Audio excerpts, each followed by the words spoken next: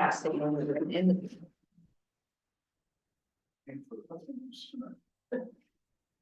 JD, I thought it would be finished till 9. No, come on now. That's not now.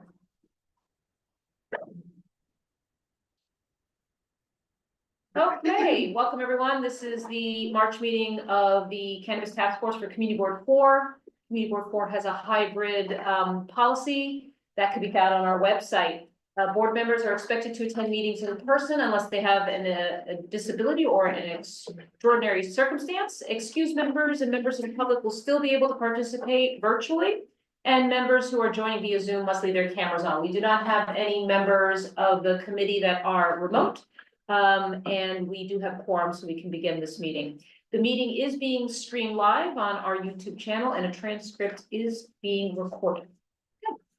So a first item on the agenda this evening is 442 10th Avenue, which is between West 34th and 35th, essentially right around the block. And I apologize, I don't know how to pronounce it, but is it Balagan?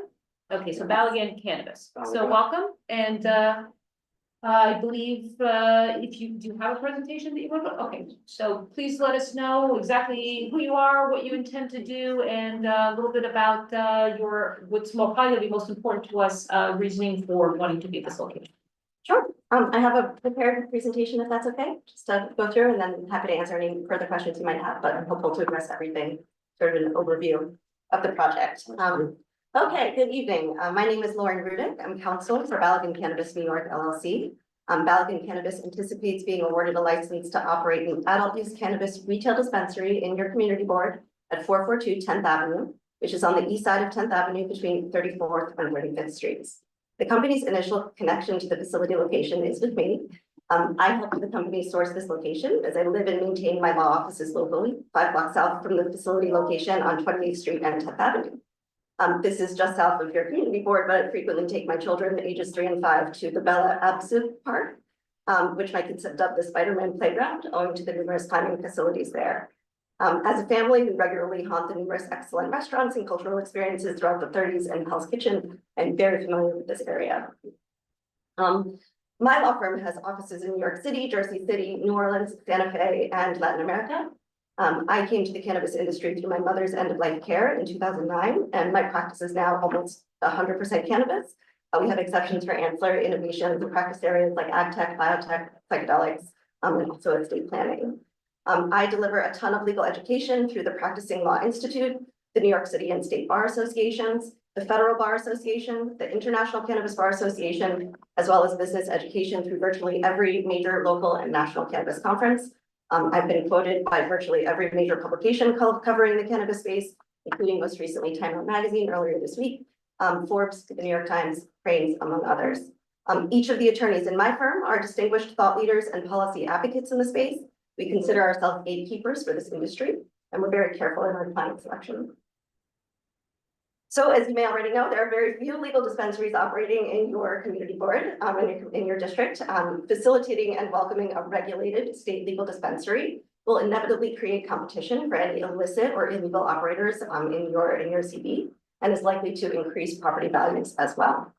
I'm delighted to present Balagan Cannabis's application tonight and share with you first background information for the applicant and its owners and prospective operators, information concerning the premises, an operational timeline, steps taken and steps to take as the applicant prepares to open its doors to the consuming public, and also an introduction to our community impact planning. I'm also happy to address any questions you might have or note areas for further follow-up where needed. And I can tell you in the time that I've known Balagan Cannabis, I have every expectation that they will drive meaningful and lasting value to property owners and businesses here in MCB4.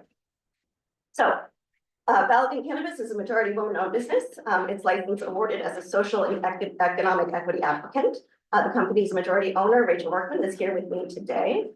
Rachel is a native of Northampton who lived in New York City for a few years and is likely to relocate to the New York City area when the store opens. Northampton is where Balagan maintains another state legal cannabis retail dispensary and another non-cannabis business. They opened in 2021 as an essential business during the COVID-19 pandemic with a popular cafe concept. Balagan Northampton has become a prominent fixture of its community, known for carrying Massachusetts' finest cannabis products and providing a superior, comfortable shopping experience appealing to diverse demographics in multiple price points.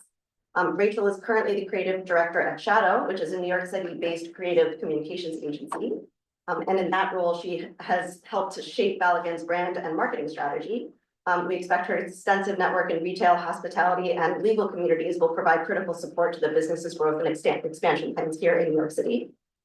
The minority owners of Balagan Cannabis, Itamar Alpert and Gil Sassan, who are probably joining us virtually, are Rachel's lifelong friends, all of whom grew up together in northern Israel. Itamar and Gil each have prior experience working in the cannabis industry through Balagan's store in Northampton and bring prior experience in hospitality and retail, making them indispensable to management as they shape the company's dispensing procedures and practices here in New York. Itamar is a resident of Great Neck and the co-founder of a now shuttered cannabis-focused brand focused on CBD products, glassware, and smoking accessories, although I think he may have already moved to New York. And Gil will be relocating to New York City from Northampton to run the New York store. He was the owner of a now closed, very popular coffee shop on 23rd Street called My Way Cup for approximately 10 years. All of the owners of the business will be very active in the management of Balagan Cannabis here in CB4. Rounding out the management team, it will be Rachel's husband, Raz Gal, also an attorney, who will take responsibility for all manner of operational decisions, facilitating the flow of information to and from NorCB. It is his management style and expertise that drives success in Northampton, and we're very excited for him to replicate that experience here in New York City. And last but not least, the team recently engaged a seasoned expert, Mandy Gingi, who has a background in fashion licensing, wholesale apparel, hospitality, and real estate. His expertise is proving invaluable as we get to know our New York City-based and tourist customers. As for the proposed location, as you probably already know, Balagan's New York proposed location was for 100 years a furniture repair store. It now sits vacant and shuttered, soon to be completely renovated as a cutting-edge modern loft style space fitting in nicely among the newer developments in and around Hudson Yards and the Bella Absinthe Park. While it will bear some similarity to their store in Northampton, they expect the store's finishes will be slightly more sophisticated and high-end, commensurate with the surrounding area. Management focuses on creating very positive vibes through familiar American and Latino music of the 80s, 90s, and 2000s, is very eager to appeal to a diverse consumer base with shoppers at different price points, each feeling welcome, comfortable, engaged, and enjoying a very informed shopping experience. The space consists of approximately 1,700 square feet on the ground floor and partial cellar, as depicted in the floor plan that we submitted in advance of our meeting. There is a small garden in the back. It's currently earmarked just as an employee break area. We expect the front of the store to house 4 points of sale and registers, kiosks, 3 kiosks to streamline online ordering, an ATM machine, and lots of video surveillance. The back of the house will contain sanitary facilities, rooms for security components and record keeping, limited access for fulfillment, and secure storage for cannabis and cash, together with all necessary security, which I'll soon describe in greater detail if you'd like me to. The building itself contains 15 occupied residential units, the residents of whom were notified of today's meeting. I'll also describe a little bit more later in this presentation. And notably, Balagan does intend to implement very significant security measures as a matter of regulatory compliance, and also just to ensure the safe and legal movement of people, cash, and cannabis throughout its facility. For instance, we will ensure that only individuals aged 21 can enter the facility and purchase cannabis or cannabis products. We will adhere to a comprehensive security plan, which integrates with operational strategies and will be designed to prevent unauthorized access and ensure employee safety, ensure protocols for theft and loss prevention, loitering intervention, secure locking mechanisms for doors and windows, procedures for safe storage, handling, transportation of cash. Our commitment to physical security and surveillance will be evident in investments in alarm systems, lighting, together with all other state requirements. Any cannabis inside the facility will be secured in locked safes or vaults or any other approved equipment, protected against theft and diversion, as well as physical, chemical, or contamination or other deterioration. These storage facilities will remain securely locked except the actual time to remove or replace cannabis products as transactions are approved. There will be limited access to any and all areas containing cannabis, equipped with access controls, combination numbers, passwords, biometrics, you name it. And the entire facility will be equipped with state-of-the-art intrusion and detection alarm systems, video surveillance, and recording. It's going to be the safest street in the area. Rest assured that anyone engaged in the transportation of cannabis to the facility, together with other employees and visitors, will be required to maintain identification badges at all times. We'll implement strict reporting measures, and we certainly invite you to review the security overview that we submitted in connection with our application, which will give you a little bit more detail. Turning to where Balagan is in its process, to open its doors to the public. We expect Balagan to be issued a final license during the Cannabis Control Board meeting in April, following your CB's opportunity to weigh in. Immediately thereafter, we will break ground on construction. The location itself has been approved, meaning that it satisfies all applicable distance requirements as a matter of law. Specifically, this means that the proposed location is farther than 1,000 feet away from another retail dispensary, 500 feet away from a school, and 200 feet from any house of worship. We expect our construction to last anywhere between 4 to 6 months. And after construction is complete, we'll then invite the Office of Cannabis Management to inspect the premise, confirm all required security components, our standard operating procedures. We'll submit our initial inventory reporting, and then we'll get our final stamp of approval from OCM to operate. And then we'll open to the public. And all in, assuming a smooth sail, we expect to open by the end of this year, maybe even by the end of the summer, but that's very optimistic. We expect to hire the equivalent of 20 full-time employees, including inventory manager, general manager, sales associates, front of the house, delivery employees, and operate between 8 and 10 during the week, 10 to 10 on the weekends, but that's subject to change as we ramp up operations. Once we're operational, the store will carry only the finest cannabis and cannabis products that New York producers have to offer, including packaged flower and pre-rolls, concentrates, edibles, capsules, tinctures, topicals, vaporizers, hemp and CBD products, together with a variety of non-cannabis items, apparel, paraphernalia, accessories, etc. Orders can be placed in person or online, and the store will offer delivery. Every single sale will be tracked utilizing a seed to sale tracking system that is required by the state. So while it is tough for a startup to, facing the unique business challenges associated with the cannabis industry, particularly here in New York, to invest in community planning amidst location uncertainty, we have nonetheless already begun to engage in some community relations. As you know, I personally delivered the notice to your CB of this pending application, introduced myself to Jesse as a representative of the company, and made myself immediately available to address any municipal concerns or questions. As noted in our submission, we emailed each of the various block associations and community groups for the West 30s that was listed on the spreadsheets provided by our offices, providing them with notice of today's hearing and providing a direct line of contact. I also personally posted notices of tonight's meeting at the facility location, above the resident address and street posts at the intersections of 10th Avenue and 34th and 35th Streets. The company is committed to informing the community board of all job openings, and will provide a hyperlink to a web page with any job openings. And while we anticipate a minimal or modest at worst impact on local traffic conditions, given the robust infrastructure of neighboring Hudson Yards and its multiple parking facilities, we're analyzing potential traffic impacts just to ensure smooth vehicle and pedestrian traffic flow, mitigate any potential congestion, and ensure a very pleasant experience for our visitors and neighbors. There is no dispensary traffic data in New York City just yet, but we look forward to being among that first data set. And the company is, of course, developing operating procedures to address any complaints from the community, gather feedback, adjust our operations as needed in order to align with your expectations. To this end, we will strictly adhere to any local laws regarding odor, noise, sidewalk usage to minimize disturbances and maintain a harmonious environment. Lastly, and perhaps most importantly from a community impact perspective, we will adhere to strict operating procedure designed to manage and resolve any neighbor complaints, ensuring our relations are maintained and issues are addressed promptly. To this end, we'll follow strict procedures to receive complaints and refer them to appropriate responders. We will clearly define our manager responsibilities for any investigation, document resolution, and communication of any complaint. We'll follow strict procedures for follow-up and escalation as needed, and we'll ensure that all personnel receive appropriate training on such processes, including quarterly review, to ensure that we are being effective and compliant with any state or local rules or regulations. By directing all neighbor complaints to an on-site company manager, we expect this procedure to ensure a single point of accountability and facilitate timely and consistent responses to any community concerns. So I hope this is helpful, and we can answer any questions that you might have. Thank you. We appreciate that very comprehensive description of the history and the plans for the business.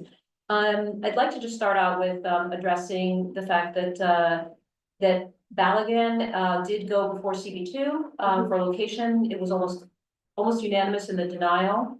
Can you speak to that? Also, from what I understand, there were some questions whether the organization Balagan ended up having some type of connection to an illicit shop in the space that they were looking to open. an actual legal shop. So I'd like to understand if there's been any activity that was not legal and whether or not that is something that you have a response to. Of course.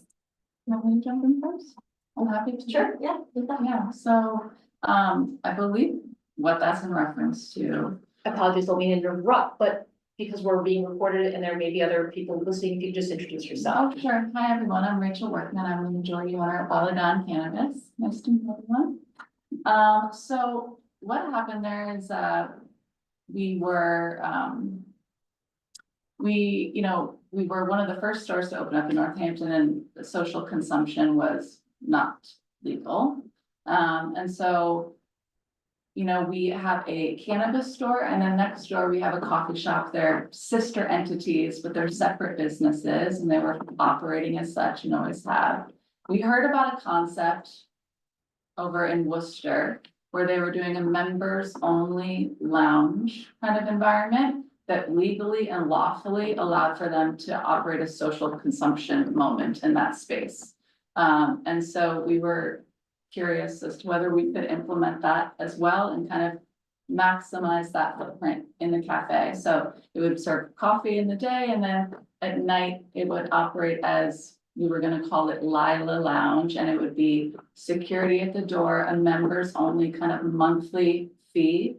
And you could legally and lawfully consume cannabis there.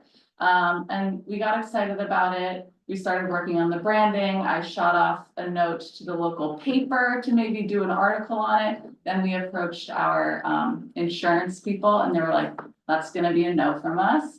And we just killed it there, but the article was already out the door.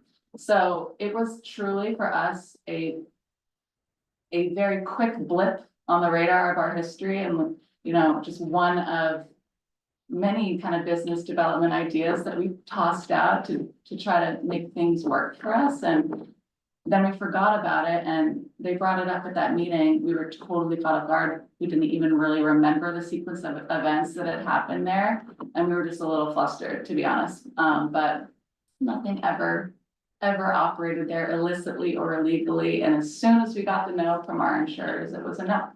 Great, thank you for explaining that. Also, they did deny the location, anything to provide at least some context for the task force here, that did not have an opportunity prior to the meeting to read the resolution of what the objection was to you being in their community. I think this precedes me in terms of my representation, but of course I was very curious to understand what happened at the prior meeting. From what I understand, when New York first opened its program, it was subject to a lot of regulatory uncertainty, and it still is. And so Balagan unfortunately didn't receive the best advice in terms of due diligence and sourcing real estate. And it landed upon a property that didn't meet the distance requirements, at least on its face. I believe that it was relatively close to a building that had a Salvation Army, but also that was operating as a church. The regulations require, if there's going to be a church, that the building be exclusively operating as such. And I think that Balagan not having appropriate guidance and not really understanding the regulatory environment, because really very few people did at that time. It was very hard to invest in appropriate guidance given the uncertainty associated with the program, it didn't prepare for that in the way that it probably should. And so it was much more thoughtful in its site selection this time. We took a lot of time together to really understand their initial application effort and some of the missteps that happened there and how we can prevent that from happening here. We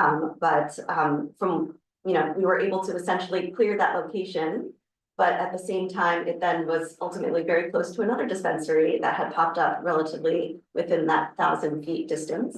And we just did not want to further invest in that area. It was very oversaturated, and of course I'm completely biased because I live here. This is just a completely better area to be. Great, thank you. Questions from Tina? I have a few questions, actually, but the first question is, I thought you had mentioned that there was an attorney who was behind some of this project, That's me. but there was another one. Raz is her husband, My husband's also an attorney. and he will be operating the store. He doesn't practice as a lawyer, a cannabis lawyer, representing the company. He's just an attorney by trade. I say. And he Okay, will be one of the managers of the company. will he be identified as the employee in charge? Maybe, maybe not. That might be someone more local. He will certainly be involved in leadership and will be likely the person who serves as the employee in charge until an appropriate one is trained and hired. Or that may be Gil. We'll figure. Okay. Okay, I'll leave that for now. I'm curious, in your application, you say you won't provide a telephone number if there are complaints. An owner telephone number. So this ownership has appointed a very skilled team of management who are much closer to the business and will have their finger on the pulse to address any complaints. There will be owners involved in leadership, but it's quite possible that the employee in charge or a floor manager or somebody else might be best routed. We will have a plan in place, as I described, that will field the particular complaint and make sure that it is routed to the appropriate person, and that might not always be ownership. So Tina, that's struck me as well, but I think in our third item on our agenda, when we discuss the application, we'll probably create a better question for that, because you're answering as a lawyer. Technically, you're not allowing for the owner's phone number to be given, but you've described a process in place for complaints Yes. to be managed, and that will be available to the community at large, correct? Exactly, yes. Mhm. The problem is our question. Mhm. Yeah. Our question is. And then it was a yes or no question without further explanation, so I was very careful to include that in my presentation. Again, the questionnaire that we have is also from the very early days of this process, which was also trying to manage what was supposed to be an orderly rollout, which I think we can I all am say. sorry for your experience too. I don't think I ever thought. We can all say that this rollout was left a lot to be desired. Mhm. So anyway, Tina, please continue. Okay. You mentioned that you were going to address the fact that neighbors were contacted. We provided notices, we posted notices, Did you speak to any of the neighbors?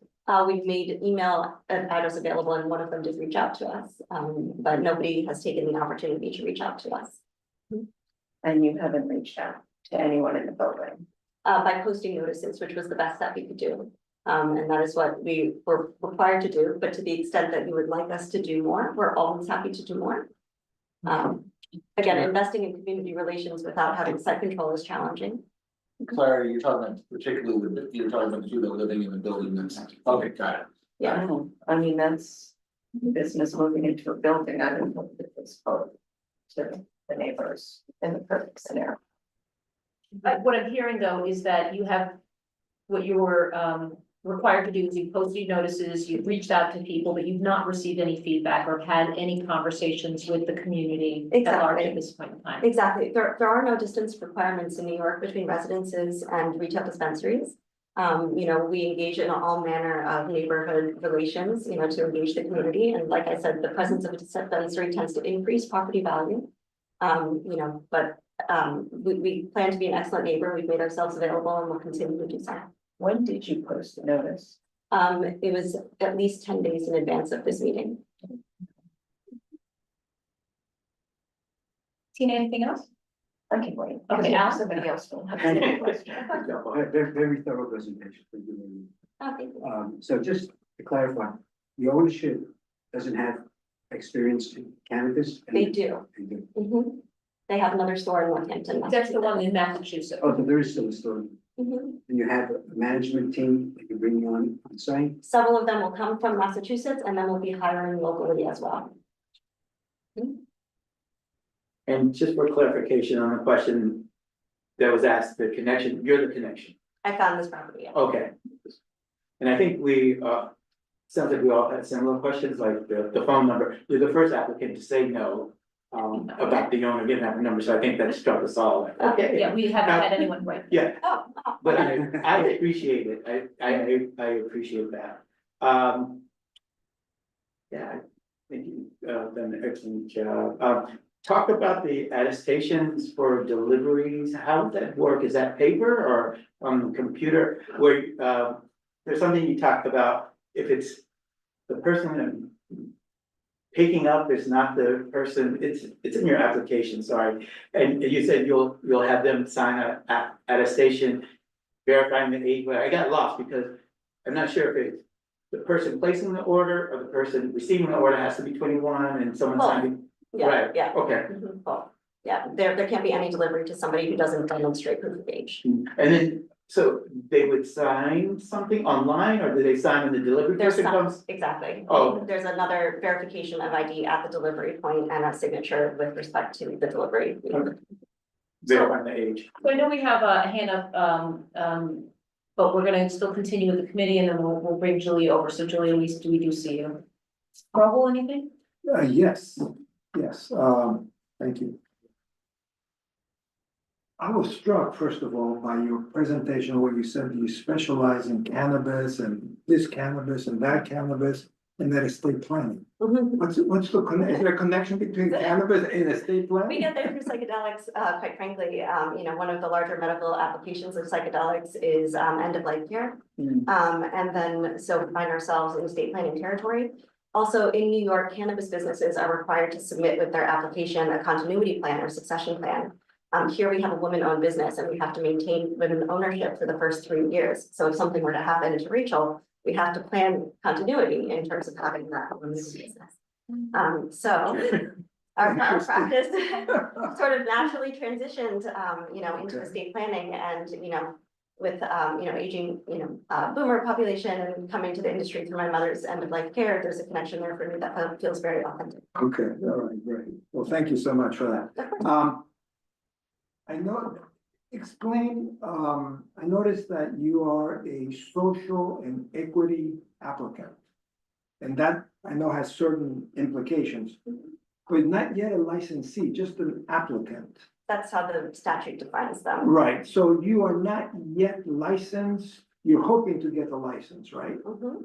So, and I imagine that you expect to be approved for that license, right? After your way in, yes. Right? I notice here in your lease that, am I reading this correctly? Did you already have to put up the security deposit of 4 months' rent of $120,000? I believe so. I think we are still, I have to double check the details of the lease in terms of the timing of the security. I probably have looked at 100 leases since I've negotiated that one. I probably should have looked more closely or brought it with me, but I believe that we did put up the security. Or the security would then be required immediately upon licensure. It's a contingent lease. It's contingent upon getting the regulatory approvals and terminable if we don't. Okay, so then you would get your deposit back. Exactly. Okay. Yeah. I said, wow. Should we say that we wouldn't though? Right, no, it's No, that's. we've negotiated depending on the timing of the approvals. Of course, we don't expect the landlord to hold the building open indefinitely while we're pending a lot of regulatory uncertainty. So we've built in contingency periods and extension periods depending on where we are in the process. And that will Okay. dictate the extent to which the landlord will continue to hold this property for us. But we Okay. really hope we're gonna get licensed quickly and operationalized quickly. Okay, great. All right, let me move on to the rest of the application. Hold on a second, where is it? I highlighted it here. It's about your cell phone, yeah, we've answered that one. Does the owner, it says it, does the owner have a connection to Community District 4 and you answered other? What is the other? It's The me, you. yeah. Okay, you the other. I'm the other. Okay, I see, okay. And I just wanted to point out, I think that is something that also is very important to this community board. Many of the folks that have applied have been able to demonstrate some direct connection to Right. this community, why they want to be here, et cetera. I mean, it's great that you want to be here because you live here, Mhm. but you're not operating the store. It's not your store. You're your legal representation. Okay. Sorry to jump in just a bit while you're looking, but the other thing is that sparked a question is this application is for a social and equity applicant. And while you are part of ownership, I'm not hearing as much about what your actual involvement will be, other than your name is front and center on the application. So how exactly are you going to be engaged and involved in this location that's here in New York when you are in Massachusetts? Yeah, mostly with the marketing and the branding, as that's, the world that I come from. Okay, thank you. Sorry, Raul. No, great question. in the application, question where it says, what products does the applicant expect to carry? You answered other than the normal cannabis, flowers and concentrates and all that. You also put non-cannabis items such as apparel, accessories and paraphernalia. Is that actually allowed? I thought you guys could only do, cannabis. No, you can carry those adjacent products, but nothing else. So that would be like, what is paraphernalia? For instance, a smoking accessory like a bong or a Pipes and vaporizer. things like that? Exactly, And those can be offered. yes. Apparel, what? T-shirts, sweatshirts just of the dispensaries brand. But Ah, they wouldn't be okay. able to carry apparel of other products brands. Okay, all right, very good.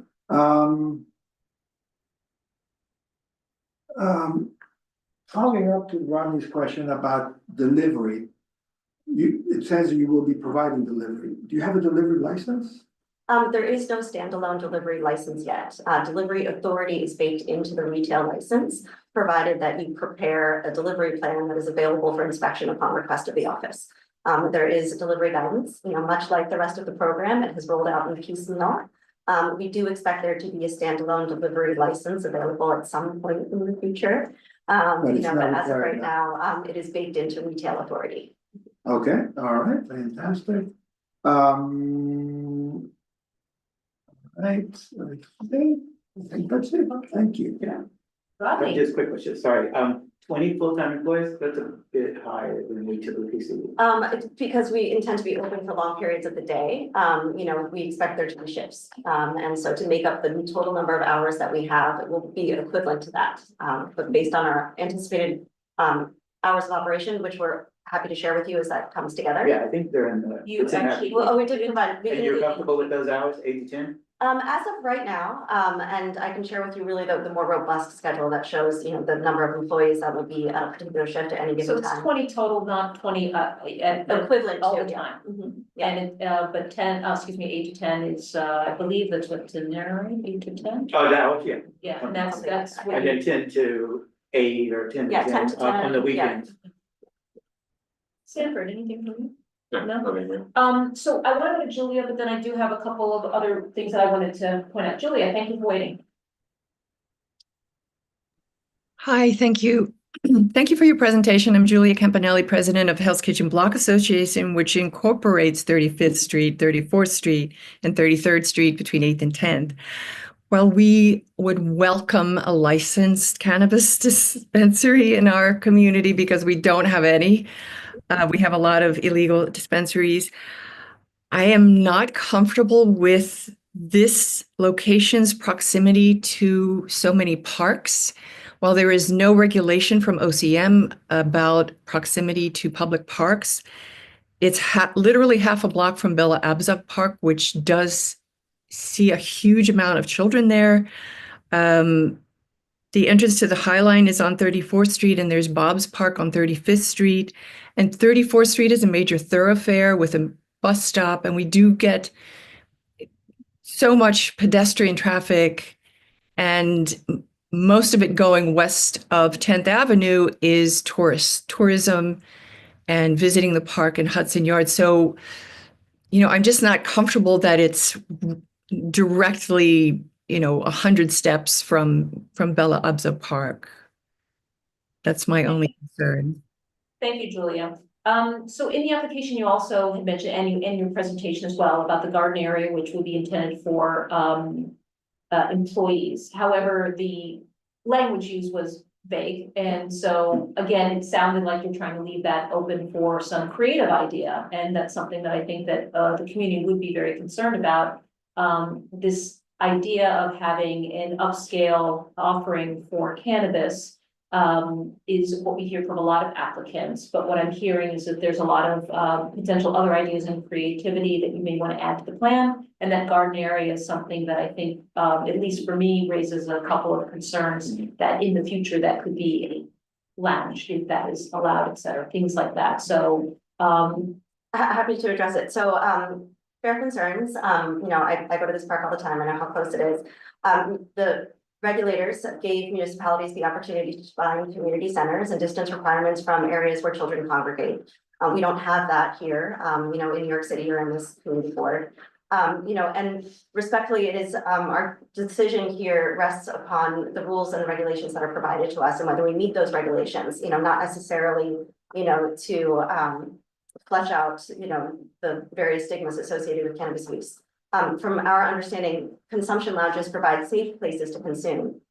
People are consuming on the street anyway, and when you find a regulated place that contains, an opportunity for safe consumption, legal consumption, regulated consumption with odor mitigation and ample security, that will really help as opposed to hurt the situation when you have people smoking right outside of that playground directly. All of that said, Balagan does not have plans as of this moment to have a consumption lounge at the facility. And I can assure you that when on-site consumption regulations are actually promulgated here in New York, which they have not been yet, and to the extent that Balagan does decide that it wants to consider a cafe concept or a consumption lounge, we're going to be the first to know. And we will talk it through with you and we will address your concerns. Great, thank you. The license does allow for consumption, doesn't it? It does, but as I said, there's no regulatory pathway for that yet. For that, yeah. And the Office of Cannabis Management will want to make sure that there are specific measures, with respect to how those facilities operate. But what I mean is, once those regulations come out, you will have the ability to apply for that and to go forth with that. Absolutely, yes. Yeah. And we would have to amend our notification to municipality and let you know. And will you stipulate that you would come back to the community board course, to talk to us about that? Yes. Great. Alan? So regarding the community concern about the neighborhood and the parks and so I know the building was renovated, storefront, we blasted over. What plans do you have for the front in terms of attracting clientele? Is it how simple is it going to be, or how exciting is it going to be in terms of making a statement that you're there? Well, we're very limited in terms of our signage here in New York, so it's not as if we can have a neon sign with a cannabis leaf, nor would we really want to. It's not the company style. So all of these plans are really coming into place in real time. We're just finishing, we have a walkthrough with the architect, I think next week, the engineer, the design plans are coming together. We're very limited in our signage. We're going to comply with the regulatory requirements. We're going to maintain the feel of the neighborhood. We're not going to put up anything that would be offensive to the look and feel and the, custom and character of the neighborhood. We want to fit in amongst our very classy neighbors. We're limited in our signage. We're going to comply with regulation and we will make sure that it's beautiful. Okay, I have another follow-up question. Who do you expect your customers to be in this particular area? Because it's a very unique location in terms of how you would probably characterize a community. Because again, that adjacency to Hudson Yards is mostly commercial. The folks that are residential are probably a little bit further either north or south or a little bit further east. So who do you expect to be your clients? Well, no, I'll just say, coming from a community that's much more homogeneous than this one, it's very hard to identify a customer because they really do run the gamut. So, we have we're in a 5-college community with Smith College, Amherst College, UMass. We have all the college kids. We have an elderly community that patronizes us. It's all across the board. Tourists, parents of the college students, I think living here, I'm very interested in the tourists. Tourism is New York's second largest economy behind agriculture. I think tourism, we're excited for tourism. We're excited for events. People are thinking only about storefronts. We're excited for the opportunity for Balagan to participate in events and delivery. We know that there's a hotel, the Courtyard Marriott, that just opened up around the corner. We know about the bus stops, that are over west on past Hudson Yards, and of course, all of the Hudson Yard traffic in Little Spain and all of the restaurants in there. We're excited about being diagonally across the street from House of Daughters. It's a very popular spot, as you know. But locals too, people just like me. I know who's walking around these streets in the early mornings because I'm one of them.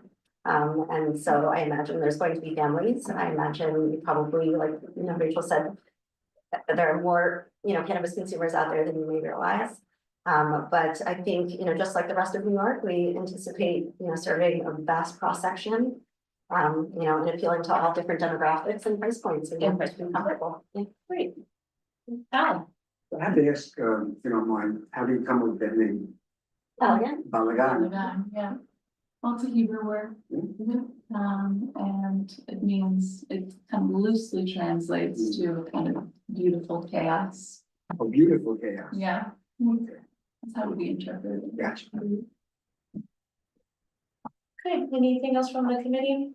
Anyone else online? I think Julie just let your hand up. Anyone here in the room that wanted to speak on this? No? Okay. Sorry, Julie, did you want to say something else? Yes, I do have one more question. Thank you. I'm just curious if you looked at any other locations in the CB4 area or in our community, and if not, how do you plan to compete effectively with the illegal cannabis dispensaries that are located on 9th Avenue that see far more footwork? You know what I mean? There's the much higher traffic in terms of pedestrian traffic there, and they do have a lot of customers. I mean, what do you plan to do to compete with those? Offer legal tested, you know, product and educate our consumers. We have every expectation that consumers would much more prefer to buy legal tested product that is clean and safe from contaminants. That you have some traceability in terms of where it comes from. And this to me is a consumer education issue. And if we could, you know, have more stores, we all rise and fall together. So, you know, we have to, this is a stigma issue, you know, plain and simple. And as for, you know, looking at, you know, I look forward to putting those stores out of business, quite frankly. So do we. So, yeah. And again, I think, you know, this is a consumer education and a stigma issue, and it's, you know, on all of us, you know, to continue the advocacy. I tell all of my clients, we're in the business of cannabis, you're in the business of regulatory compliance, and you're in the business of advocacy, and changing hearts and minds is something that we have to do all day long. So looking at other properties in the area, this was a pretty obvious choice. My mother had a real estate background. I know a gem when I see one. But also the traffic of Hudson Yards and the opportunity to cut through Manhattan West and get to Madison Square Garden is very attractive. You know, lots of different pathways, you know, to attract the right customers, and certainly bring them over from the illegal dispensary on 9th Avenue. I'm sure they're shopping there because there's just nothing else in the area for them to go to. There's Indoor Trees, which I think is over in the 40s on 8th Avenue, but there's really nothing close. So we'll compete nicely with that store. Also, finding real estate in cannabis is very challenging generally. We have to find properties that are unencumbered by a federal mortgage. Because a mortgage company, you know, could easily accelerate the underlying mortgage and kick out the tenant or force a, you know, a foreclosure situation. So getting those subordination letters can be challenging. You know, landlords sometimes don't understand the cost associated with, you know, being a regulated fixture in the cannabis industry. You know, not every landlord in New York, landlords are very heavily regulated. And so not every landlord is, you know, open to that. And so there's always a cannabis tax associated with that. And, you know, quite frankly, when it comes to the landlords that have serviced the illegal stores, I'm not particularly comfortable with those locations. You know, to know that there's a landlord that is not committed to regulatory compliance and would take, you know, that money and engage in those transactions makes me nervous. So I was never interested in one of the spots that currently house an illegal store. Thank you. Tina, No, you go first. ladies first. Okay, there are two issues I'm still having trouble getting over. Well, actually three, but okay, two. The Block Association brought up the fact that there are parks nearby. So I want you to address that. Again, you know, there are no distance requirements from parks as a matter of regulatory compliance. So we're not here to talk about the sensible regulation, whether the regulation itself was arbitrary. We're here to talk about whether we met the requirements and we do. So just piggyback, there are folks that are looking to lobby for changing that legislation to provide that protection for parks. But I think complying or not, I think the broader concern is that some locations where we've had requests to put in a dispensary are close to parks, and one of the concerns is that you have people who will then go and then consume in the park, and then that then can endanger or have it, or create issues for families and parents, et cetera. So I think that it's still a concern, even if you're compliant. I was just gonna say, it's a concern regardless as to whether there's a dispensary here right now, it's happening right now anyway. Our hope would be to bring security, and to bring, the presence of, legal cannabis. And again, these are community education measures. And, the more opportunity we provide to create safe places and safe opportunities, the less likely we have to be worried about, crowding amongst these, parks and playgrounds. New York City is a very dense environment, with millions of people and hundreds of thousands of people moving in between the park and this facility on a daily basis. We anticipate the density, the flow of traffic, we will essentially be absorbed into the community and it won't feel necessarily like we're right across the street. I have to say, your initial answer to my question made my second concern even harder to get over, and that is the fact that there's no connection to this community board other than an attorney. Well, just in all fairness, my practice is very different than other attorneys. I sit as fractional general counsel. I consider myself invested in the relationship with my clients. As I said, I'm a very unique lawyer with a very unique law practice. So my connection to this client and my commitment to ensuring that it maintains regulatory compliance and strong community relations is very, very strong. And second of all, like I said, we're here to help you, with your concerns. And if, what we're worried about is spillage over into the park, I think we have to take a look at what's happening and we have to take a look at opportunities for events that can happen, not necessarily at the facility, but elsewhere. And we don't punish this particular applicant for what the rest of the world is doing because they don't happen to be educated with the regulatory environment that's happening here. So I just think that it's a broader concern for the environment and a broader concern for how the regulatory package is currently envisioned, but it doesn't necessarily impact the citing of this applicant because it isn't deemed important enough to hold back an application as a matter of law. Can I just say one thing too, and this is totally anecdotal, but it's my experience having a store right across the street from a beautiful park in Northampton, Massachusetts, is there's not a store to park pipeline going on, just because the opportunity exists to go, buy a joint in our store, doesn't mean that people want to smoke it in front of a bunch of kids across the street. There's still a discretion that exists, around this. People are much more likely to go to our coffee shop, get a nice coffee and sit down in the sunshine across the street. That flow is not happening between our business and the park where we are currently. I mean, it's hard to anticipate. Again, we don't have a lot of traffic data.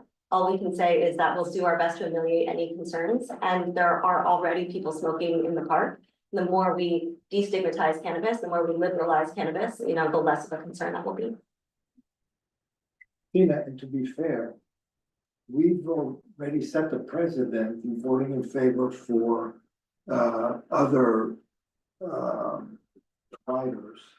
Canada Dreams come to mind. It's across from Ballston Park. Exactly, right across. Right. The thing is, though, there was a connection there. Yeah. What was the And here, connection? all I hear is from this attorney is deal with it. It's like, No, I that's mean, what I heard from your it's response. part of life and it's also, the part of the municipal plan and design of legalizing cannabis in the first instance. And if you really want to talk about, how cannabis became illegal in the first instance, we can. No, we're not. We don't. Sorry, I think we're not gonna go, we're not gonna go down there. Sanford, you had your hand up. I'm sorry, Tina, you were done? Good. No, I just was commenting on the park thing, also, this is not line of sight to a park, which I do think matters. If it were truly, like, I was looking at Google Maps, because I was like, I don't think 10th Not Ave is directly on, across the street. It's Bella an Park, avenue away. and I confirmed, like, in theory, if someone chose, they could intentionally walk between the two locations, but they are not visible to each other. It wouldn't be within sight of any children playing in the park. I think if, if we were to put out some sort of board opinion on the park, I would probably say like a line of sight rule makes sense. But again, given, Manhattan is extremely dense, I want more parks, but I don't want the parks to, make it hard to run other businesses. And so I think, I don't know, line of sight seems to me like the most reasonable principle, in this scenario. Yes, someone could certainly walk easily, but it wouldn't be like an accidental between the two locations. So we have a question in the room. Sorry, can you introduce yourself? Is smoking allowed in parks? No, No. Cigarette? no smoking is allowed in any parks. Yeah. Can I say one more? Yes, go ahead, Julian. Yeah, as someone who's lived at 34th and 10th for the last 40 years, I know I'm very familiar with the pedestrian traffic. And since the creation of Hudson Yards and Bella Abza Park, there's a huge pedestrian traffic just flowing west of 10th Avenue. So even if you can't see green from 10th Avenue, 440 10th Avenue, you can see where the people are going.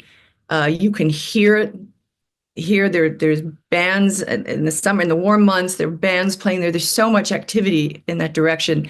And there is a little kiddie park there, also in Bob's Park. And the High Line is the only other park that we have in the area. So I personally, and I think my block association, we don't want to penalize a legal dispensary, but we just don't think that this location is the best place for a dispensary because of everything else, all of the pluses that we've gotten recent in the last 8 years in terms of the parks. There really isn't anything but tourist attractions west of 10th Avenue.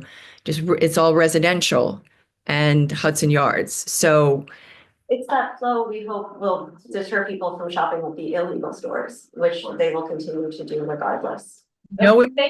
knowing the pedestrian traffic that as I do know it, it will not do that because people only go to 10th Avenue if they know that something's there, if they're going to one of the tourist attractions. The people that are working and just pop out to buy some weed and go back to work, they will stay on 9th Avenue. They're not going to walk all the way over to 10th Avenue just because it's legal.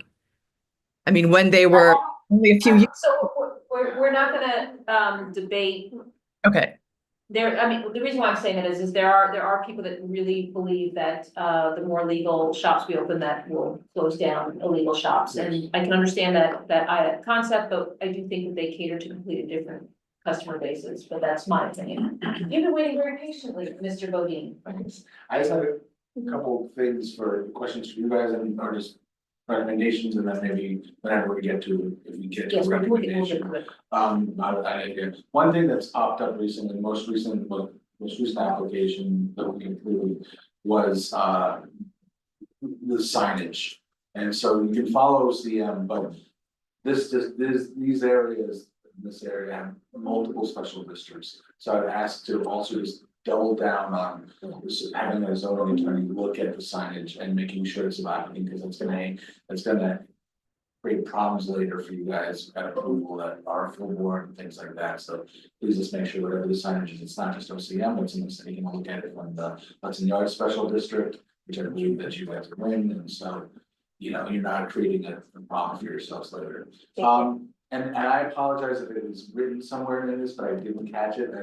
And I'm glad Dolores mentioned the backyard space. Is that the garden? It is, I mean, I've been there, we're talking about a very small square footage that is boxed in space. But as of right now. But it's open air. It's open air. So I mean, I just want to make sure that we include language that obviously if it's staffed, it's place for staff to be there. We're not talking about any amplified music, any smoking. I think it's prohibited by our lease. Yeah, okay, great. I just want to. There's no, as of right now, there can be no consumption at a retail facility. Right, I'm not worried about actually consumption. Okay. I meant like this cigarette smoking and music and stuff like that. As of right now, there's clean air. Because that's also just, we have that issue with restaurants and bars that have beer. And we also have it with one of the legal cannabis shops, that's doing two of them. that are Well, playing Well, then I it. want to talk about the front of the store. It sounds redundant, but I was gonna ask if we ever get to, or if we do get to a resolution, no matter what, assuming we're going in one direction. Is that we spell out in our resolution that you will follow amplified noise put on the outside, because that has become a real issue with dispensaries in our area, Mhm. they're they are struggling against the illegals, so, I mean, I will just tell you, they are, and one of the ways they, fight on that is to have amplified music outside, which is illegal. And so that requires us to then have to call the police, call OCM, it's just an unnecessary waste of everybody's time Not and interested. effort, so I will just ask you, I might just say, we just wanna maybe pull that out, I know we just say follow all regulations, and you already said it in your presentation, but maybe just pull that out specifically, because we do have 2 locations that we can deal with on that. So, I think that's it. Anything else from meeting? All right, do we have a recommendation? Sorry, you had another question? I'm so sorry, you just mentioned something about special zoning for signage? Yes. Yeah, I can talk to everyone, it's this, our neighborhood is unique in that almost every area of our neighborhood, whether it's Hell's Kitchen, Hudson Yards or Chelsea, it's a special district. It's a zoning special district, and each of those within those has special rules about a million things, but one of them is signage. And so you run into situations where people will put out signages that follow CM rules, but do not follow the special district, and then you get into a building code situation, which we don't want you to be. I'm pretty sure our lease requires any signage to be approved by the landlord. I hope the landlord is aware. They may not. They might not. They may not. I'm on it, I'll make Yeah, sure. yeah. You got it. Any recommendation, motion, which way are we going here? Motion need to to be here till approve 10. this application. Okay, we have a motion to approve. Any second? Second. Okay, we have seconds. Okay, all those in favor? All those opposed?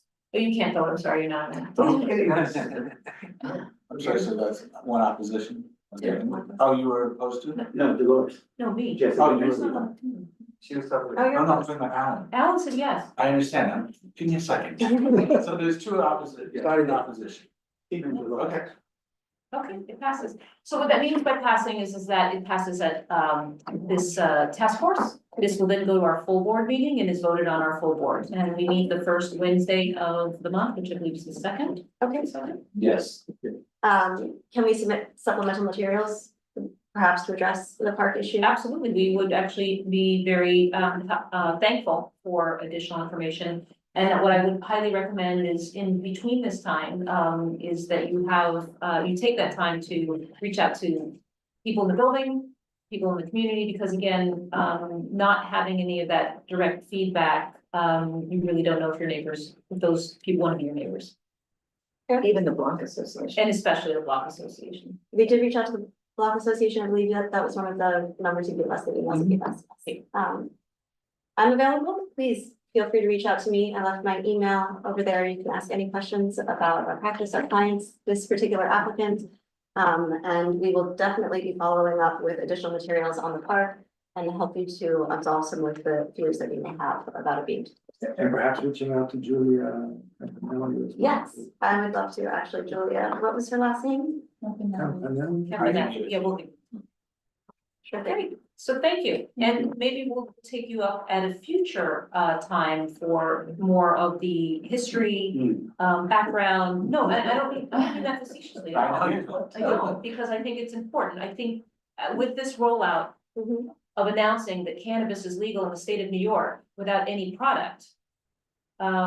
This is why the illegal stores are still doing very well, Mhm. because people don't know the difference and they really don't care. Yeah, there's They don't consumer care. education. I would love to help you also Yeah. further refine your application. But We'll be talking about that later tonight, and we also had some great suggestions from Alan and Raul to improve that Yeah. application. But yeah, happy to help, this community board, with its acceptance and welcoming of more cannabis businesses and anything we can do to help strengthen those relations. I'm happy to assist. Great, and you're in the neighborhood, so we will call on you. Very good. Thank you. Thank you, everyone. Thank you. Thank you. So I believe that we do have our second applicant here.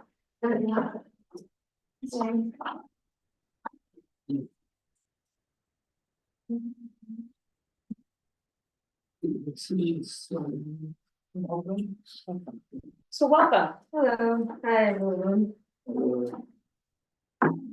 So I don't know, you had a presentation that you presented. I don't know if you wanted that to be displayed or you're just gonna go ahead and, you don't have to. It's up to you. Yeah, no, Okay, I would prefer not. Okay, so if you can just introduce yourself and talk a little bit about where you're looking to open and a little bit about the operation and also your connection to the community, that'd be great. Okay. Hi, my name is Olivia, and thank you to the community board for having me tonight. My company is Rezidue, and it will be located at 723 11th Avenue. I am seeking your approval for a licensed cannabis dispensary.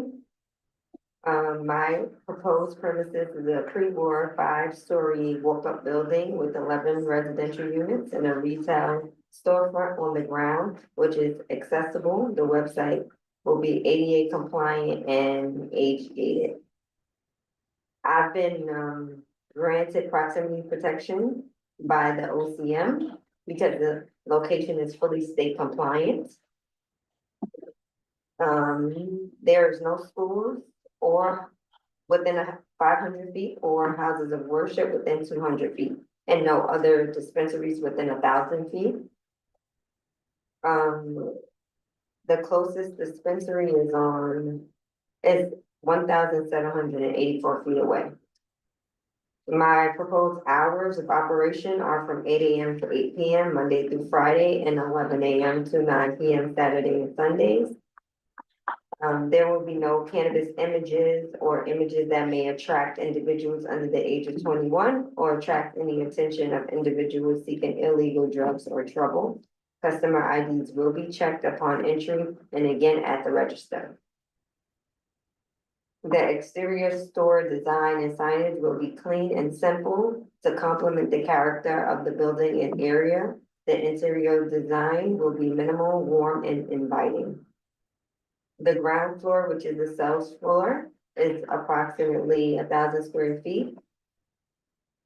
I will have 4 full-time employees plus 1 security guard on site to open and close. And I will be offering online ordering for delivery within a 2-mile radius. And I hope to hire locally. And I will have security surveillance as well as security guards within the store. I myself will be there along with my general manager. And I look forward to coming to this community. Great, thank you. Couple questions.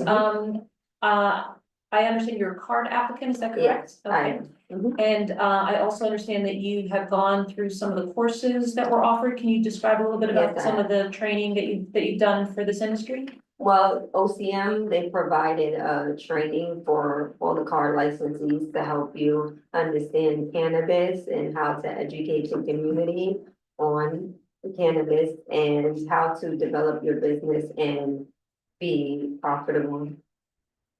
And it was a program that OCM offered, so it's very educational.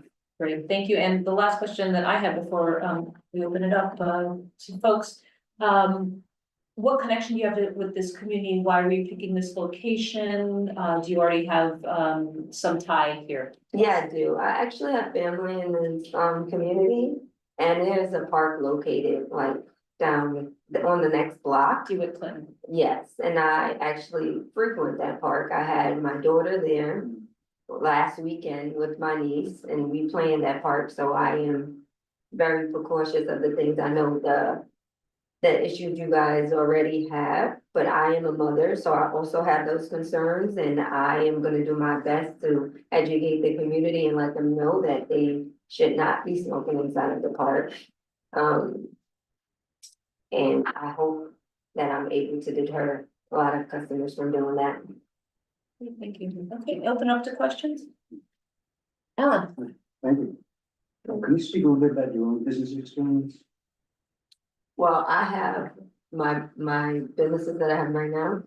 I currently own a child care development center and a clothing company.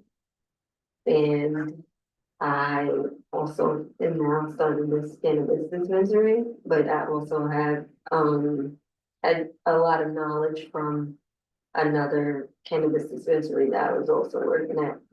Is that in It was upstate. Mhm. Tina?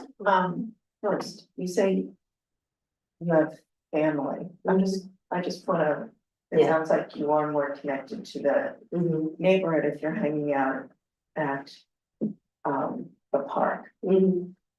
Can you just be more specific? Well, then, I mean, like, I brought them to the park to play, is that what you mean? No, she's been your family You're frequent. connection. I'm just curious. Oh, my family lives in one of the buildings over there on 53rd Street. And that's what you're asking? Yeah, in other words, I like to see a connection more with the community, so I'm trying to get a better feel. Okay, so that is my connection with the community. My connection with the community is my family, which I would want the highest, best things for. I wouldn't put them ever in harm's way, especially if I also use the park with my niece and my daughter. And my daughter, of course, above all, I want her protected in any space that she's gonna be at. So as far as any other community ties, I do not have.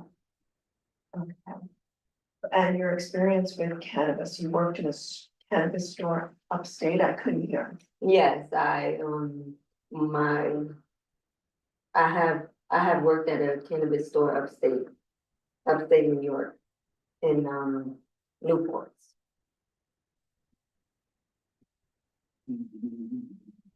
This is definitely an intervention. Yeah. Sounds like. Yeah. No. So I think, sort of follow up into, how'd you find the location? I found it searching on the internet. Second, and this may be for the group, does her license allow her to bypass the park? I think it's like 500 feet from the park. There is no park. regulation near parks. There is no regulation. Oh, That's what we were just discussing. There is no regulation at this Oh, point about being close to parks. So where this is do you guys know where the Daily Show was filmed? Yeah. It's pretty much. Down the street. Yes. And have you done outreach in the neighborhood? Have you? Yes, I sent out, emails to the list that I was provided. Have you received any responses yet? I'm sorry, I did not respond. I did get your email. Yeah, I have, got, I think 2, but they were just asking about the location, which I sent the flyer to them. Okay. Oh, sorry. Rodney, anything else? No. Thank you. Sanford? Do you, like work with any consultants or lawyers or just, employ anyone who is, very familiar with the laws and regulations? And if not, which I think is fine, I think you could, OCM provides a lot of resources, educate yourself, but if not, like what has been your experience learning about the different regulations and your plan for keeping up to date and making sure you're in compliance with everything? Well, I research myself. I'm very up to date with the current regulations within OCM. I attend almost every meeting. I watch them all. And I'm in a network of other owners. I am looking for counsel right now, but I do not have. But I myself, I'm always up to date on everything that happens. Yes, I do. Perhaps it's another problem with our application, but you actually don't give your name in the application, only your company's name. What is your name? I thought about my name is Nubia. No, it's not in your application, I don't think. In the application, it says, Rezidue Dispensary at that was my Mizor Collection LLC is a corporation doing business as Rezidue LLC. And after that, there's nothing. Okay, So I'm not what sure, is your but I name? could have, it's Nubia, Nubia. And your last name? Ashley, Ashley? yeah. Ashley, okay. All right, and you are gonna be 100% owner of the Yes, I am. business, right? I'm actually maybe the only one in, not just New York, but 100%. In New York State, I think. Yeah, and not only New York. Yes, usually applicants have to team up with other people for financing and Mhm. stuff like that. Yes, So, and I noticed that you are already a licensee. You have already approved, now you're just looking for a location now, right? Well, Yeah, I have you the have location. proximity protection, she's Mhm. proximity protection, Right. and you have At least, yeah. a lease. Mhm. Exactly, so it's not like you're just an applicant, you are a licensee and. Yes. And you're ready to, in other words, OCM has gone through all their due diligence and they've Mhm. approved you as a Yes. operator. Okay, which is great, congratulate me on that. Thank you, I appreciate it. Um, Been doing this for a while. My next question is, let's see, in your application, there was one more thing that caught my attention. On the question about accepting online or telephone orders, you were a little bit short on your answer. You said yes by checking identification. Can you elaborate on that? Only for online, we're not allowed to do telephone orders. So we can do online orders, we go, order from the website, but we cannot do telephone orders at all. Okay, so, so you said you're gonna be checking identification at the point of receiving the order, or at the point when you deliver it, or they're gonna come pick up? Can you At elaborate on the, that? well, they have to enter their identification information when they place their order online. And once we get there to deliver, we have to check the IDs. Okay, what if the person who placed the order is not there to receive the delivery? What's your plan then? They have to be there. If they aren't there, Otherwise- they don't get the delivery. They don't get the. delivery. Yeah. Mhm. That's the plan, Yes. okay. No ID, no file. No ID, no problem. All right, that's it for me, thank you. Thank you. Do we have anyone that is, no, we don't actually have any attendees, but we have Jesse Bodine. I just have a couple of questions, or just understanding, can you tell us, is you mentioned that the other businesses, Alan asked about the other businesses, and the first one you mentioned was childcare. Yeah. Mhm. How long you been? How long? I have been doing childcare for over 10 years. Okay, and you own that business? and Yes. you run it, so you have a staff there? Yeah. Okay, and then I guess my question is connected, it's two parts. It's interesting, and because we saw a huge amount of card applicants at the very beginning of the Mhm. process. And you're kind of like, interesting, because it's a later application, and so and at that time, there was a lot of card applicants kind of having like the application process, but not the premises thing. Mhm. You seem to have both, which is fantastic. Mhm. But I just wouldn't understand that, were you in that earlier pool? I was, Okay. and unfortunately, like everyone else, we had issues with resources, getting funding, so it took me a while. I had to build that up. I had found other spaces, which I got outbidded for, so I've been going through this for a while and I finally found something and I'm ready to open up and start my business. Okay, and the interest in the cannabis market, that came from the idea of through the card program? No, I was Okay. already, in order to have the card license, you had to already previously have, business in cannabis when it was illegal. So that's how I got the card license. No, I understand that, I just meant like you're moved from child daycare to the idea of also running a cannabis store. And they have probably a lot of similarities in running staff and all of Yeah. that, but just your idea of like, that was that would make sense for you as a business person. Mhm. It was through the idea that the card license was a way of doing it.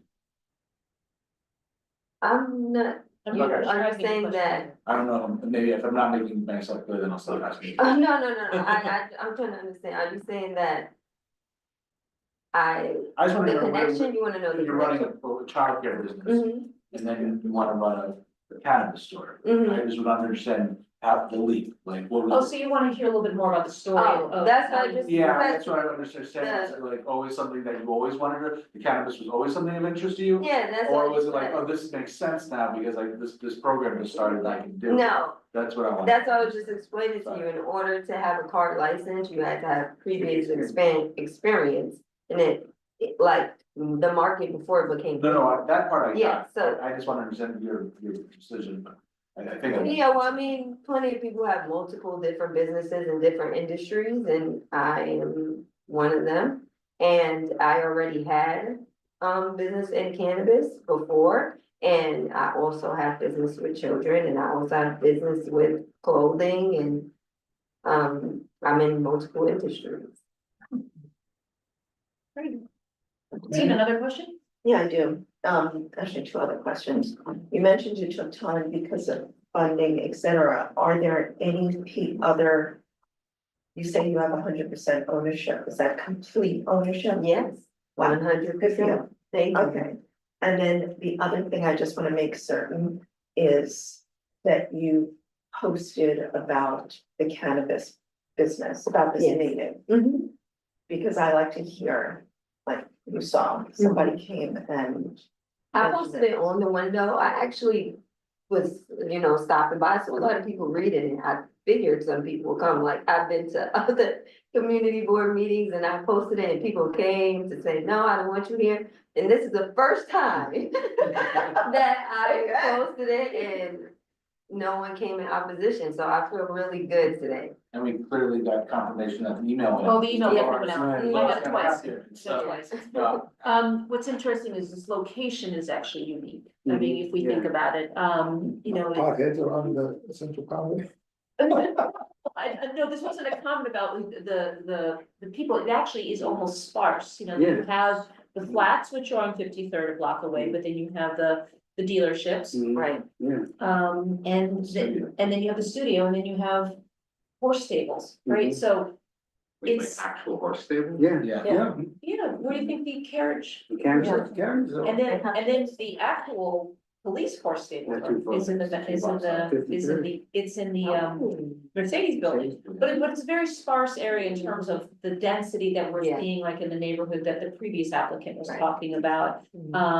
But that does not mean that there's not a community that's concerned. You're already very familiar with DeWitt Clinton Park, and so you know that a lot of families and folks use that.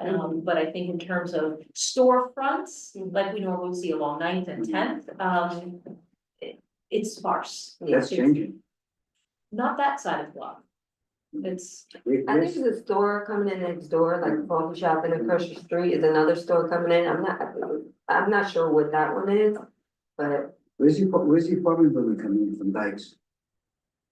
Dykes number, wasn't it? The numbers, wasn't it? I don't know. oh, no, that's gonna be a little bit further It's further south. south. Yeah, but either way, the area is unique, and I think that may be why you are not hearing, a lot of opposition. I think if you were in a denser area, you have block associations that would be showing up to provide an opinion, so. Yes, Ronald, I'm sorry, you had a question. I'd like to follow up to one of the questions that Jesse posed about this leap from childcare to cannabis. You say in your application you're gonna have 4 employees. How many employees do you currently have in childcare? I currently have one other employee. Yeah. Mhm. So you're familiar with the payroll requirements? Are you familiar, did OCM tell you about the limitations with cash and cash handling and that few and far, few banks do want to do business with cannabis? Are you familiar with all that? It's very different than child care, right? Yeah, but like I said, I already have a lot of education in this. I've been doing this for a while. This is not the beginning for me. Have you handled the business side? Yes, I have handled the business side, as I told you before. In order to get this license, I had to prove that I had business already in this industry. But also I already have a business account set up, so we have to already have it established. Oh. That's how I was able to sign my lease and pay for that. And Okay, we already have business excellent. accounts set up. All right. And are you gonna have a payroll provider for your 4 employees? Do you have Yeah. somebody already identified? Yeah, Fantastic, thank you. thank you. One practical question, the space itself, is it turnkey? Do you have to do renovation? It is kind of turnkey. It's built out because there was a previous illegal dispensary there. So they did a lot of the work building out. I just have to restore the back area. And that's pretty much it. It's not much work to do in that space. Well, there's something there legal. Yeah, in other words, you're moving in where the legal. Right. I love it. One of Motion the to approve. things- Okay, well, we're gonna get to that. I think one thing that Jesse had mentioned to the previous folks is that we are in, that specific area, the district does have signage restrictions on the zoning side that are above and beyond OCM, so that would be something to make sure. And I think that's in the board probably could provide a link to. Yeah, for sure. So that we can. Okay, I heard a motion to approve, and sorry to interrupt that. Anyone second? Second. Okay. Okay. All those in favor? Okay. Thank you so much. I appreciate So this is the first part of the process. We vote as a full board, the first Wednesday of the month. I still believe it's the second because no one corrected me. No, you're correct. Okay, great. And that's when it would end up having an approval that we would then be able to send out to OCM at that point. Okay. Just to be clear, you're not expecting to present your, Oh, the letter will be created and discussed that. Ahead of time. You can attend if you want, but you don't have to present. okay. Sorry about that. Thank you. Just one last question. Mhm. Who you banking with? The name of the bank? Hold Hans? on. Thank you. It's one of the few banks that does Yeah, business with, OCM gives you. yeah. very good. All right. Thank you. Thank you. Good And luck to you. Thank and you. we'll see you in the neighborhood. Thank you. I appreciate you guys. And you're a trooper. We're hanging out Yeah. late at a boring meeting with mom. Yeah, she goes everywhere with me. This is mine.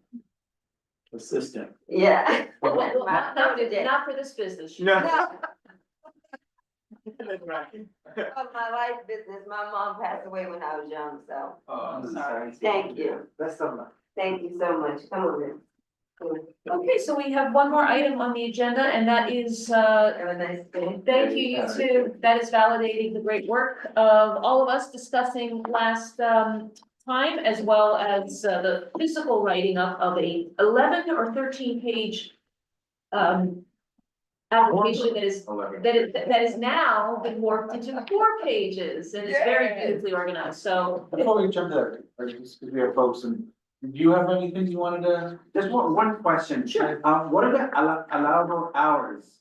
Because I hear different, districts are different. No, we're not determining the hours, it's up until 2 AM, right? So I think OCM specifies that the earliest Well, yeah, so they say that you can't sell past 2 past AM. 2 AM. So what you'll read in the OCM guidelines, it's a certain amount of hours per week.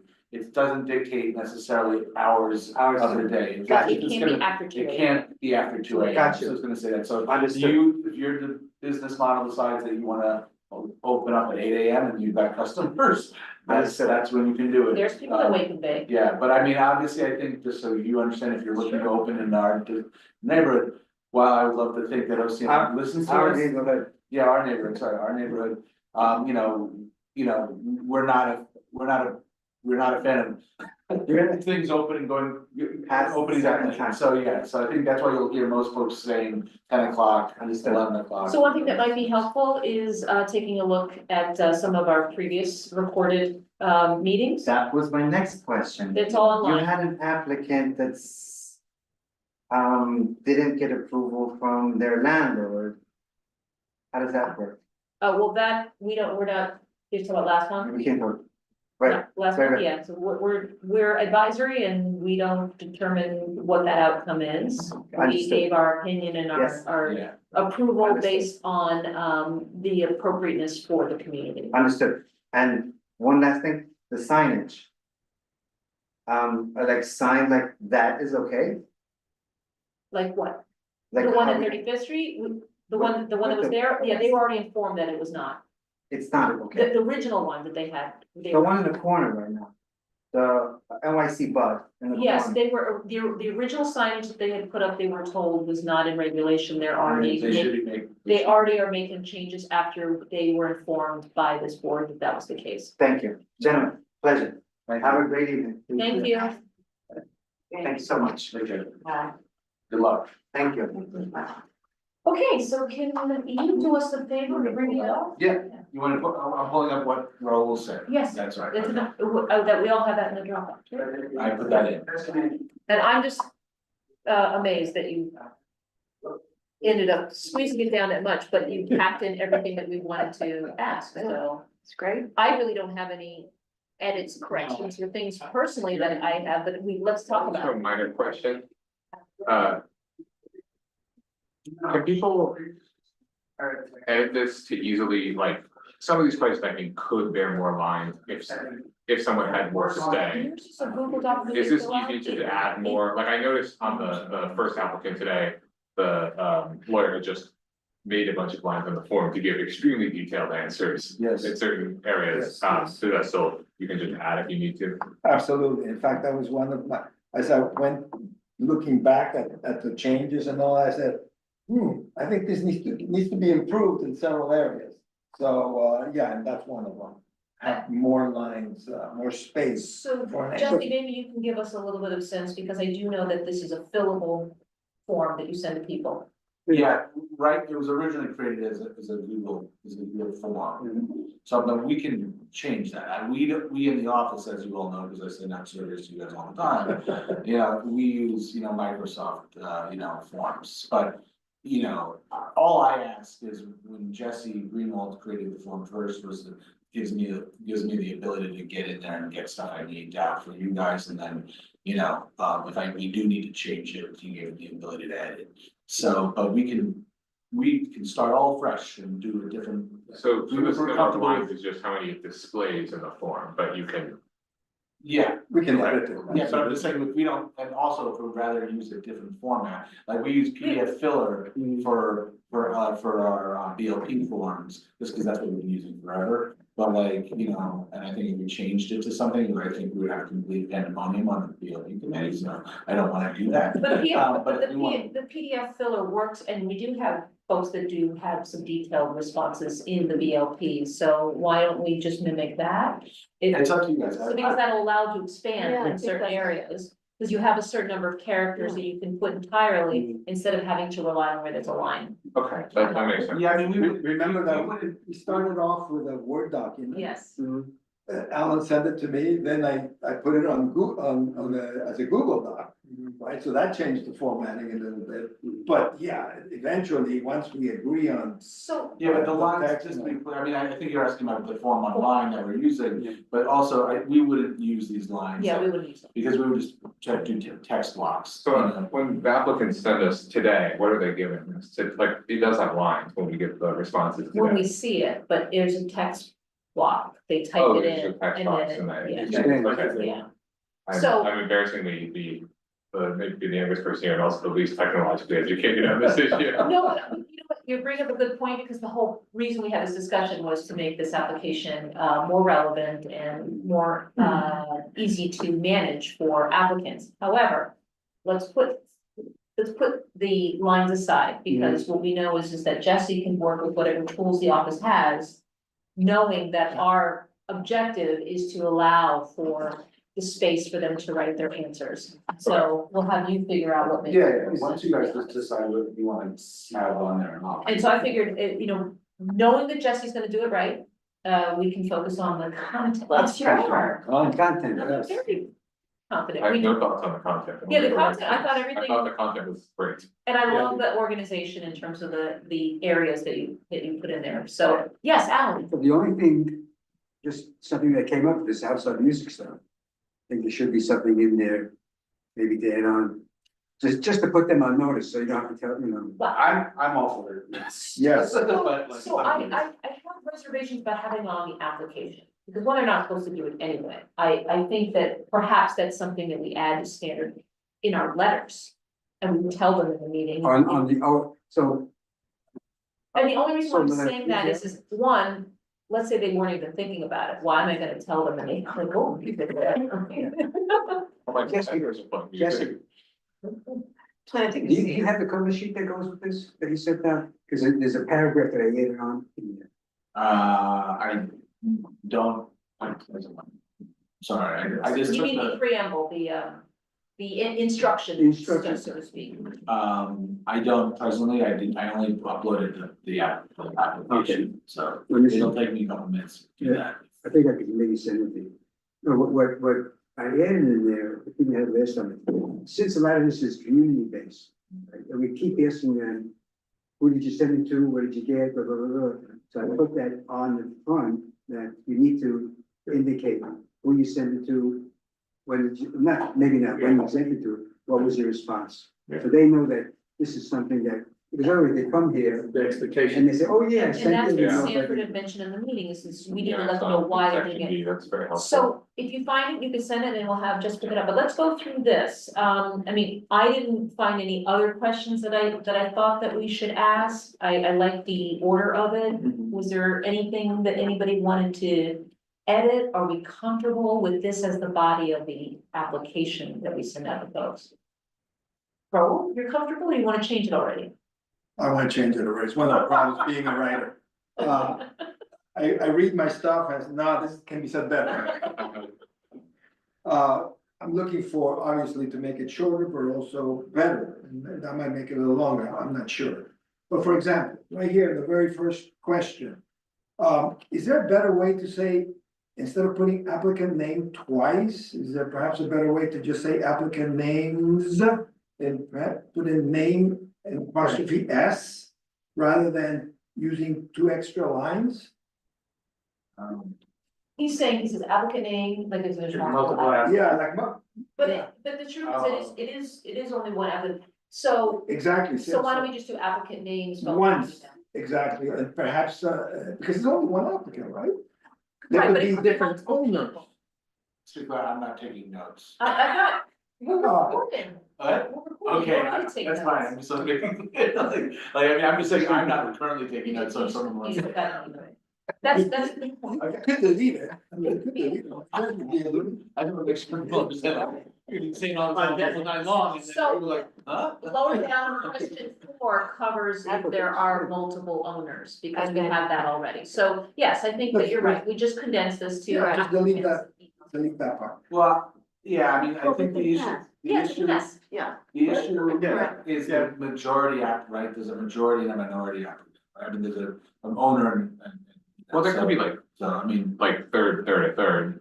I think we've seen that, like and we give seen them. all kinds of weird ownership. Yeah, we also give them the opportunity under ownership on question number 4. Question To number four indicate all covers. the I think the individuals. applicant name is person filling out the application, assuming they're a Got it. lawyer, not that they're a lawyer, but yeah. normally person filling out the application. And then you can list the other co-owners later on. All right, so that gets rid of 2 lines. All right. Need more edits? Yeah, oh, I'm terrible at writing my own, editing my own stuff. I clean it up and. You had literally everybody here saying no problem. Hey, we're all happy. Look at me. 10:30. No, it'll be quick, Look at number 9. Question number 9, applicant priority. I would suggest, first of all, NA, what does that mean? We should delete that. An applicant said That NA? was there before. So. I think Let's delete that. They're probably, and I can Was there understand a why reason that. there in the beginning? Again, I would think that because of the fact that this body that regulates this is fluid, who knows? Someone may have come to this through some other way and this. I would say other. Oh, yeah. Yeah, just love it. Okay. NA is probably doesn't make any sense. Again, I'm not taking notes. Make a note, other. And before we leave, we'll be back. Contributing, doing nothing but contributing. So other, okay, That's all right, that's good. Number 9, other. Yeah, Next. and also, I would put, card applicant before card licensee. The first 2 would be applicants and the third one would be licensee or the Okay, so licensee just put them first, in easy. right? I would suggest, there's a big difference between an applicant and a licensee. Right? Sure, yeah. Okay, question number 11. Why is it so important that we ask the lottery number? I don't think it's mine. It's not as relevant anymore. Mhm. What it helped us before is because we had so many people coming at the same time, we were trying to get a sense of like, do you have a Where shot? you are, yeah, basically. Yeah. Okay, So so do we wanna keep that line? I don't I care. don't think it's relevant anymore. I don't think so. Anybody object to us Okay, getting rid of because it? it's- We can ask the question in committee Yeah. if you really care.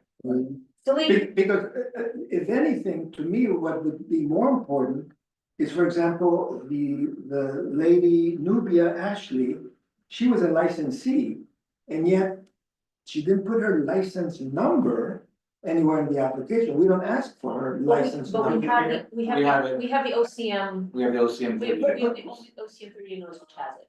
Okay, and that's true. Do we even care what the license number is? No. Well, if we're getting the we're not gonna see anybody who's not sending us an OCM. When we get the OCM notification, those are people we're gonna talk to. Yes, yeah, I mean, and I will say it's not required to put your license number on there, but many do, I mean, most people do if they've got one. You know, so it's not, to me, it's not a relevant piece of Right. information. Okay. Except for the fact that, like, if they say in one piece of document that they don't have one and they do have another one. But I think most people are not looking, like, they're gonna be one of these things that we already have seen. So I agree with But you. going back to the lottery number, that's not relevant. I don't think the OCM number's relevant on this document, because you, like you're saying, you already have it on the 30-day notice that they sent us. Yeah. And I don't think the lottery number is particularly relevant. So let's get rid of It's not- 10 and 11. We're not making. We can get rid of 10 and 11. I'm trying to make it shorter. I get it. And you know what, actually, you know what, hold on 1 second, what we could do is to not completely get rid of 10. At the top, number 1, go back to 1, please. Thank you, Jesse. Applicant's name, phone number, email. And then we can ask for application number if applicable, Yeah, Application number, if applicable, if they have, that way, meaning there's the. when the they- same question as 10, which was asking, have you applied? Okay, Right? What we're having them do is confirm that in the very beginning, saying, Right. put your application number if applicable. it combines 10 and 11, oh, wonderful. and you're moving it out, so. that- So we say, OCM application number to be more explicit, Yes. because they're doing an application. Thank you. Want to make sure they know what we're looking for. Smart, love it. Okay, good. Okay, nice. All right, number 12. Go ahead. Hold on a second, hold on. It's just a, I'm not sure about the English being correct. We asked, we said the applicant confirmed that the proposed location is not on the same road or within 200 feet. Right. I think or shouldn't even be there. It should be not on the same road within 200 feet. He's No. right, it's not or. It's not. Right, it's It's not not or. or, it's the same thing, Yeah. it has to be on the same, that's the difficulty we've had in the situation. But where it it's- actually should be and. No, No. I think not. Yeah, thought no, at first I think you might be right, it has So to why- be same road and not within. within, and within, Yeah. I understand. So we Yeah. could So fix that's not that a part. straight line. Yeah. Can we go back to that question? Wait. Not on the same road and within 200 feet? Now, Not now, within. Or, Not, or, and not within, or and not not within, within, not not within, within, and not- not within. or not within, right? Sorry, someone was gonna say something? I was, can we go back to, so on our old applications, we had playgrounds and parks, when did we take that out? When we said, yeah, that's the question I had asked about We the one. ask it, however, We it's ask it. not, It's not part of. it's not part of, so we ask the question because it's something we're concerned about, Uh-huh. but it's not regulated. Oh, so, but on this application, it's 1,000 feet, playgrounds or parks within 1,000 feet. That's what I've been going off of. On the old application, Mhm. are there any drug treatments, blah, blah, blah, playgrounds or parks, so that's not that. And it's on the new one, so.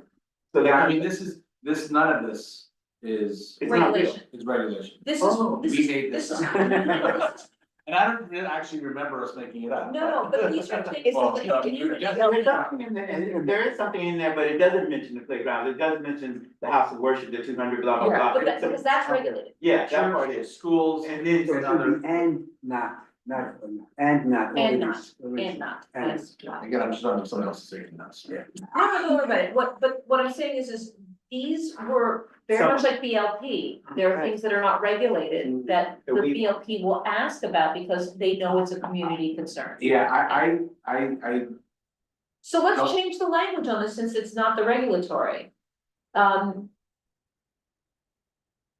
right, because. Although, no, hold on a second, this does look pursuant to. yeah, Alright, no, it's number 12, and then it jumps to 13, it's not under, it's pursuant to section, right? So it doesn't say. And then we commingled what is coming from OCM and what we wanted, right? Is that what happened? No, because 12 is all regulated and 13 is separate. And because that's what we're also asking, are you close to, harm reduction facilities? et cetera. Parks? Because reason why we're asking that is we are concerned that this may be a population that's vulnerable. And parks are, obviously, we discussed this evening. Yeah, I think the confusion part is by adding the 10 of 1,000. Yeah, I think that makes it sound like It's legit. it's legit, and then it also makes it sound like, from the public's perspective, they read that, they go, oh, that's So- something to be, they're hanging their hat on, and it's not something they hang on. so why don't we change the language to, is your proposed location, in the vicinity of any of the following? And then we list those things, because again, we're distinguishing, it's not regulation, but we want them to be able to at least, and the whole purpose, I remember with having this festival. We want them to know what the neighborhood is. Like, if you just spoke to a broker and he says, this is a great location, and you have no idea that literally. There's a drug treatment center next door to your proposed location, and right across the street is a park, these are things that our community is very concerned about, that impact. So maybe we change the language entirely, remove 1,000 feet and say, is your proposed location in the vicinity of any of, and so it's not saying a direction, it's not saying an amount, it's You just. tell us what you know that's in that area, or Exactly. we will tell you when we research it too, like, oh, no, it is this. Right, because then we have the discussion, as we already do, Yeah. about saying, well, how are you managing being close to this facility? So let's change the legal part, the legal sounding part of that by removing the specificity of the feet. And we'll list these things and still continue to keep that questions. I think it's relevant, because we discuss it anyway, right? Yeah. All right, good, so, we'll move forward, Yes, Please. Please. number 16. Sorry. Oh, Lord, I know it's tough, man. At least it's not number 14. And I write a lot, and believe me, Alright, it's so 16, painful. please state the name and type of business previously at this location. Why do we care? that is very important, because we've been finding out that a lot of them have been previously illegal shops, and some of them even managed by the same people, so. And some, it could have been a bar, could have been a restaurant where they had problems, the community is concerned that what's going in Yeah, there's a there. lot, We yeah. had problems before, so they don't. Okay, So so I we do find it very care. helpful just for locating these things Okay. visually. Yeah. All right, Yeah, that's true too, Fair like enough. knowing exactly, oh, yes, that was where the woman was. Yeah. The old 7-Eleven. How many employees will be on site, business area? Okay, you have another one? Yes, Okay. Bro. number 22. All right, well, at least we're jumping like 3 to 4. Yeah, We're on what, page 3. that's right, we're almost there.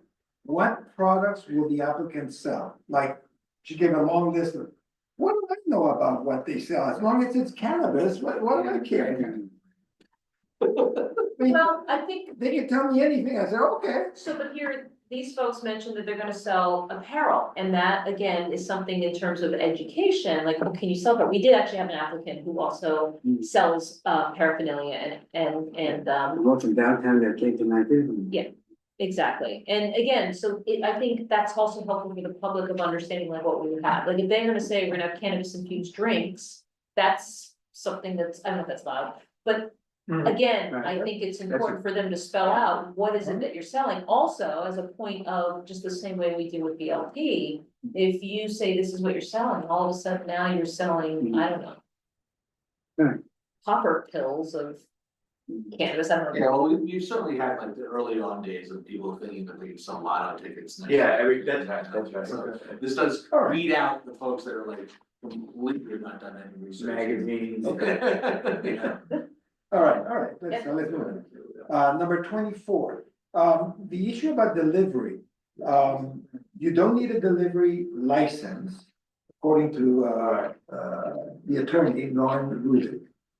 All you have to do is, It's like folded in now, right? yeah, it's folded in, I so. think the reason why we're asking this is more with Jesse's transportation sort of hat on. Are you gonna be delivering by car? Are you gonna be delivering by bike? Where are you gonna keep the bikes? Cause we've asked that question before, where are the bikes gonna be if you're delivering by bike?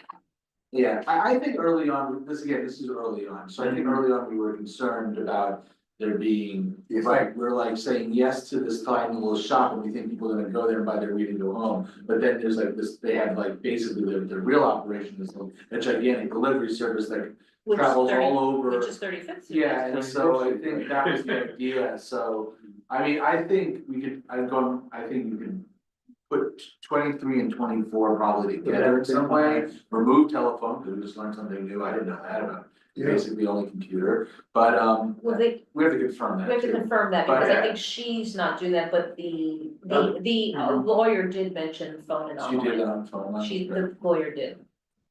So maybe we'll confirm that, but, I think you can combine 23 and 24. All right. In some way, I to thought get the same. The main thrust get of the that was same how are you gonna do information. age verification, Mhm. so you wanna make sure you Yeah. have a I plan. think that's really. What's that? Oh, you're looking at my mouth. It's like, look, I get nervous that I see something highlighted, I go, Hold oh on, shit. before we close up, first off, do we need to vote on this? I don't think this is something like. Okay, so what we're gonna do is we're gonna clean it up, make those changes, and That we then, done? yeah, that's all we Okay. had. And then, You see, Jesse? hold on, and then what we're gonna do then is circulate that amongst us, if we're all comfortable with what it is. Allow Jesse and his team to go ahead and create the document, and then going forward, that's what's gonna go out. So we may have a few folks that still get the old one, just know that, in between the time we finish this up. Very quickly, you got an email from Alan, let's just go over this language and then we're done. Yes. You said 8:30. You are good. No, hold on. Mom sent me a note, hold on. Oh, you didn't stop. Using that. Is this kind of like a little like, probably legal, like a little betting pool on how long between the meetings will go? How long, what? How long the three board meetings will go? No, what, I had said that something about, oh, we're gonna go to 8:30, and Jesse goes, well, I think it's gonna get a little shorter than that. And I said, well, I already told JD I wouldn't be finished until 9, and then he groaned, so.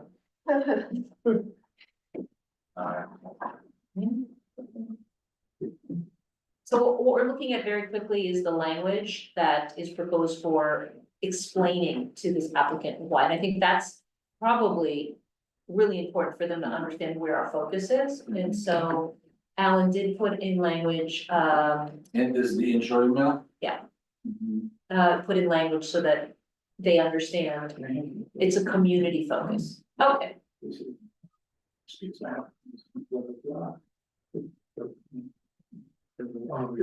Yeah, good. And red. and so the only question I think we didn't have resolved, because you were on vacation and we hope you had a good time, was applicants without proof of control. Is that regulatory, or is that just was our board policy because we were not bothered? No, so that was regulatory, so early on, OCM said they were, you know, that they were. That people could do two things, right, they would file and basically say they're gonna have an application into OCM. And then when OCM gets to them, then they would have to have premises control. So let's We're like, leave we it did there. not wanna waste our time reviewing all of those, because those were just like basically a lot of pipe dreams. And then, so we said the other batch that OCM focused on was saying, people that did have premises control would be prioritized. This is the early days, and so we said to ourselves, well, then that's what we should focus on. And, you know, that saved us a lot, because if you went and looked at our files, we had like literally over 150 applications in like months. You know, 80% of them were just, you know, someone just wrote an address on it and sent it to us, and no premises. So, yeah, we should still keep the premises Great. control. However, can I make a friendly amendment to that suggestion?